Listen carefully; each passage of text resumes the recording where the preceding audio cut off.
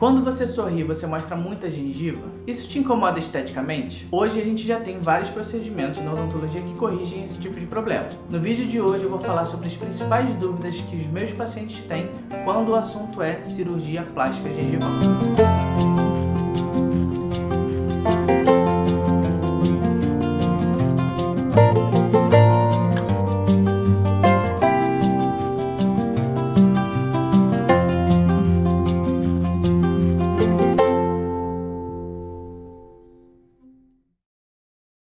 Olá, tudo bem?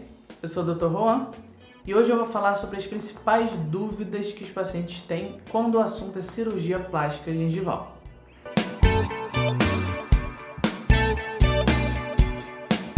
A cirurgia gengival, do tipo gengivoplastia ou gengivectomia, ela tem indicações. Então a gente precisa primeiro examinar o paciente para saber se, número 1, se esse sorriso gengival está sendo causado realmente por um excesso de gengiva sobre o dente ou não.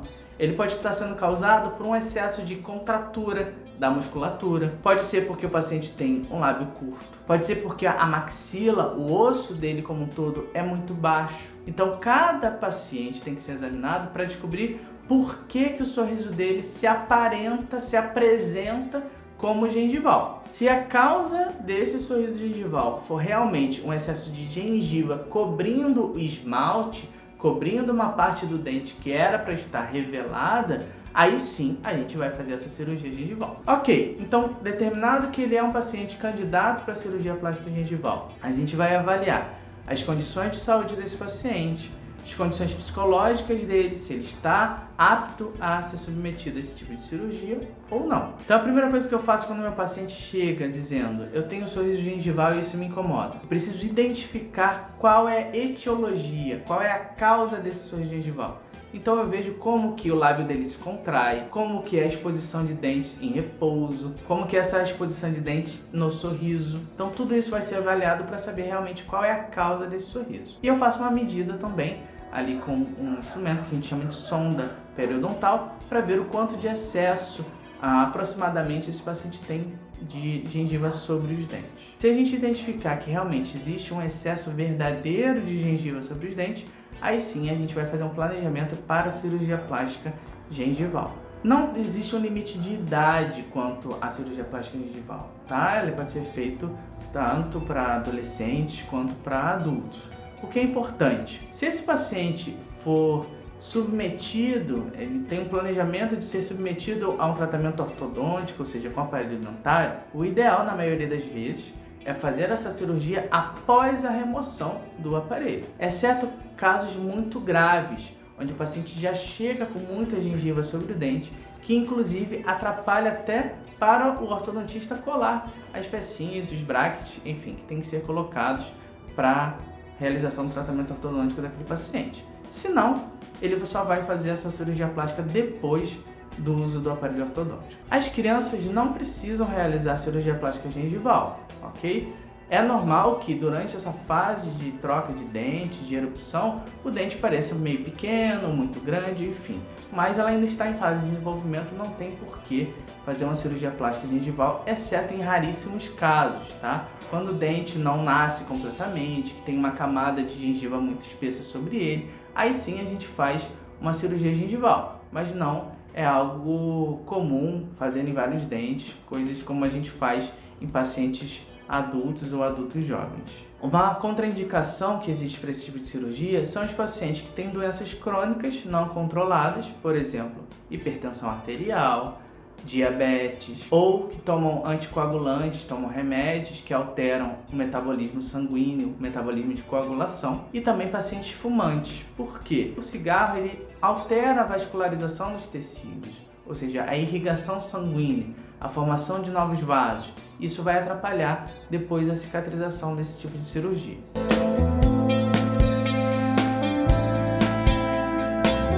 Então você chega no consultório desejando realizar a cirurgia gengival. Como que vai funcionar o seu processo dentro do consultório? Primeiro vai ser feita uma avaliação clínica criteriosa para saber se você tem necessidade realmente dessa cirurgia, se você está apto a essa cirurgia. Estando apto, estando indicada a cirurgia para você, a gente vai pedir dois tipos de exame. O exame de sangue para ver como que anda a sua coagulação, como andam seus níveis de hemácias, etc., plaquetas, e também a tomografia, que é onde a gente vai observar a imagem dos seus ossos para saber o quanto de osso que tem sobre o dente ou quanto de osso que não tem sobre o dente. Essa imagem vai chegar para a gente por e-mail e então eu vou poder fazer um planejamento da sua cirurgia e te apresentar numa segunda consulta, numa segunda visita. Vou te mostrar o quanto de osso que a gente precisa remover, qual é a previsão do resultado final e então a gente faz o agendamento da cirurgia em si. A cirurgia sendo feita então em uma outra consulta, a gente vai fazer consulta de acompanhamento pós-cirúrgico, né? Geralmente em 7 dias, 14 dias e depois um pouquinho mais distante, para remover algum ponto, alguma sutura ou ver como que essa gengiva está cicatrizando.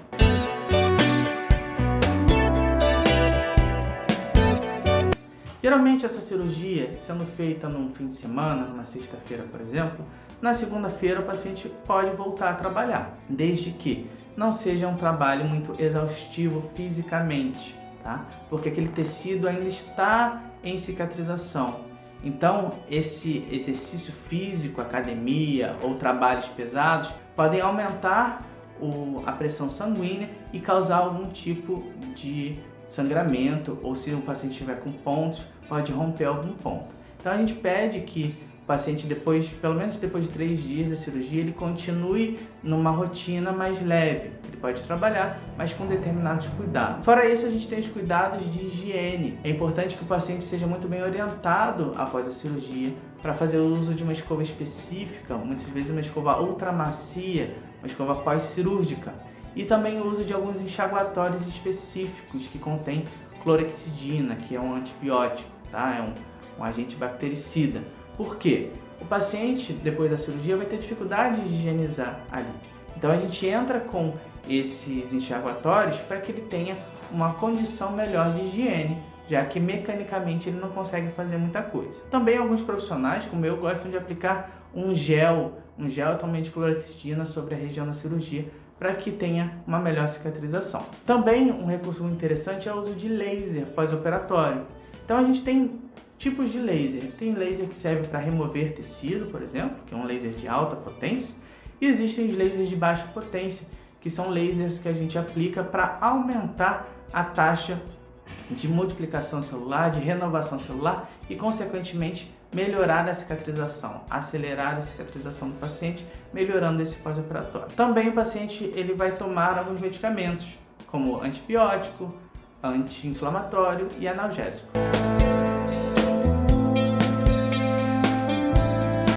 A duração da cirurgia depende muito de vários fatores. Primeiro, de quantos dentes estão envolvidos, qual é a espessura de gengiva que vai ser removida, será que precisa remover osso, esse osso é espesso, esse osso é fino, quão delicada é essa cirurgia.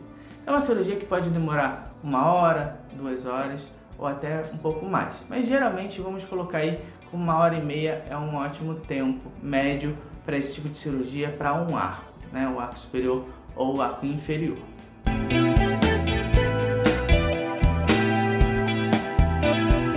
Muitos pacientes têm receio de fazer a cirurgia pensando no pós-operatório, se ele vai ter muito incômodo. Mas não, essa cirurgia, apesar de ser na gengiva, né, que parece ser um tecido muito sensível, ela tem um pós-operatório muito tranquilo. Os pacientes que seguem todas as indicações de medicação, de cuidados pós-operatórios, não apresentam incômodo no pós-cirúrgico. Então, é uma cirurgia bem tranquila do ponto de vista de como que você vai ficar depois dela.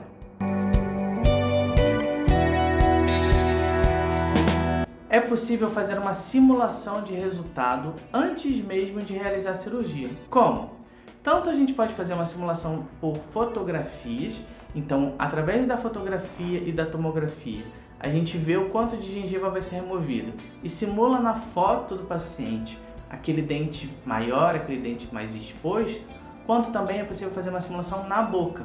A partir das nossas medidas de quanta gengiva vai ser removida, a gente simula com resina sobre a gengiva para mostrar para o paciente, olha, essa é a previsão de resultado. De forma que o paciente se sinta mais confiante em realizar a cirurgia, sem medo de como que vai ficar o resultado, será que eu vou gostar, será que não vou gostar.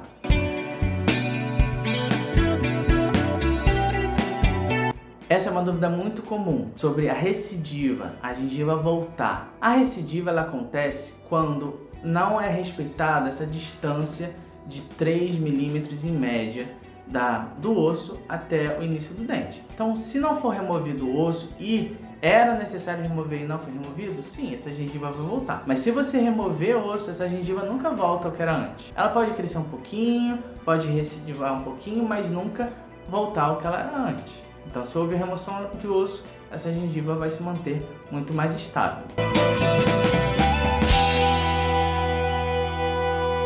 A remoção de gengiva pode acabar expondo algumas regiões mais sensíveis do dente. Dificilmente isso é um problema, tá? Que não consiga ser contornado com o uso de pastas de dente específicas. Mas o importante é que essas pastas de dente têm que ser usadas da forma certa. Não é apenas para escovar com a pasta de dente para dentes sensíveis. É importante que você esfregue com o dedo, com o cotonete, aquela pasta de dente no dente, na região onde você tem mais sensibilidade, geralmente junto à gengiva, esfrega um minutinho, cospe o excesso e não enxágua.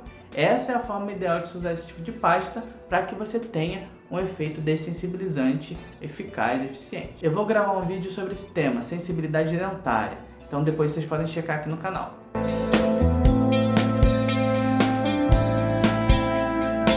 O custo vai depender de vários fatores, tanto da complexidade da cirurgia, do tipo de gengiva, se ela é uma gengiva fina, é uma gengiva grossa, precisa de tirar osso, não precisa tirar osso, são vários dentes, são poucos dentes. Varia conforme a sua cidade, o custo de vida da sua cidade, a experiência e formação do profissional que vai executar. Então tudo isso compõe o preço, do tipo de procedimento que você vai realizar. Se ele é caro ou não vai depender do valor que você dá a isso, a importância disso na sua vida, na sua estética. Se isso tem um valor grande para você, então o preço ele acaba não sendo alto. A cirurgia para remoção das manchas melânicas é uma cirurgia muito estável, ou seja, o resultado tende a durar muitos e muitos anos. Em alguns pontos, nunca essa melanina vai voltar, mas dizer que ela é definitiva é demais, porque em alguns pontos você pode ter uma recidiva, um reaparecimento de células, ok? Em linhas gerais, ela é muito estável, mas a gente não pode prometer que nunca vai voltar nenhum ponto de melanina.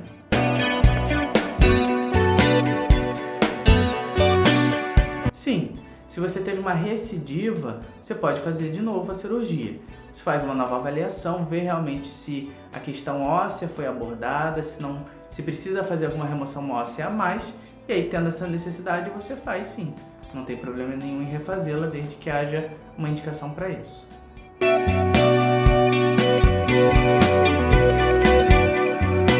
Então, quem vai fazer uma finalização estética, seja ela com lentes de contato ou com facetas ou restaurações de resina, tem que fazer a cirurgia plástica antes de colocar as lentes. Então você faz a cirurgia plástica, fica em provisório ou fica com seus próprios dentes, e depois que essa gengiva cicatriza completamente, aí sim você faz a finalização estética com o tipo de material restaurador que foi indicado para você, tá? Então se faz a cirurgia geralmente antes.